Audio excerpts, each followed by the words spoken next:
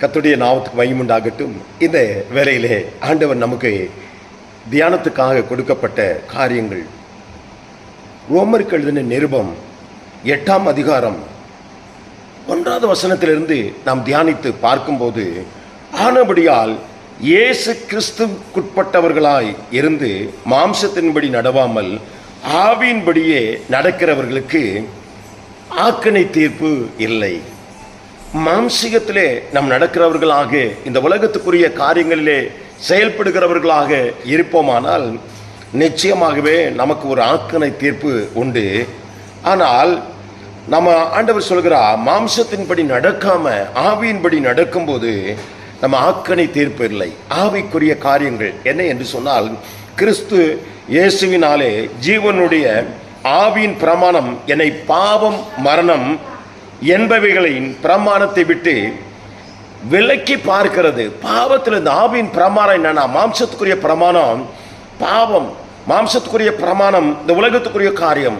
ஆனால் ஆவியின் பிரகாரமோ பாருங்களேன், எல்லாவற்றிலிருந்தும் பாவத்திலிருந்து விடுதலை செய்து நம்மளை பரிசுத்த வாழ்க்கைக்கு நேராய் கொண்டு வருகிறது. அதற்காகவே இயேசு கிறிஸ்து அவர் இந்த உலகத்திலே பாடுகள் பட்டு நம்மளை பரிசுத்தப்படுத்தி நம்மளை தம்முடைய ராஜ்யத்துக்கு ஏற்றவர்களாக ஆவியின் பிரமாணங்களுக்குள்ள கொண்டு வந்து நம்ம மாம்சத்தின்படி, 4வது வசனம் சொல்கிறது, மாம்சத்தின்படி நடவாமல் ஆவியின்படி நடக்கிற நம்மிடத்தில் நியாய பிரமாணத்தின் நீதி நிறைவேறும்படி அப்படி செய்தார். அன்றியும் மாம்சத்தின்படி நடக்கிறவர்களின் மாம்சத்துக்குரியவர்களை சிந்திக்கிறார்கள், மாம்சத்துக்குரியவர்கள் மாம்சத்துக்குரியதை சிந்திக்கிறார்கள், ஆவியின்படி நடக்கிறவர்கள் ஆவிக்குரியதை சிந்திக்கிறார்கள். மாம்சத்தின் சிந்தையோ மரணம், ஆவியின் சிந்தையோ ஜீவனும் சமாதானமாயிருக்கிறது.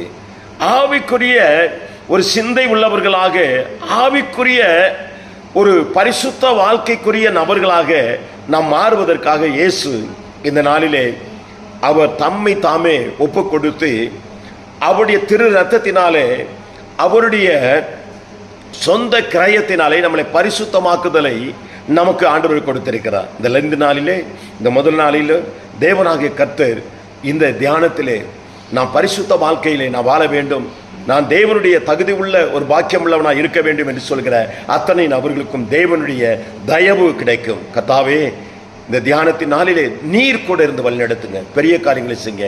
இயேசுவின் நாமத்தில் ஆமேன், ஆமேன், ஆமேன்.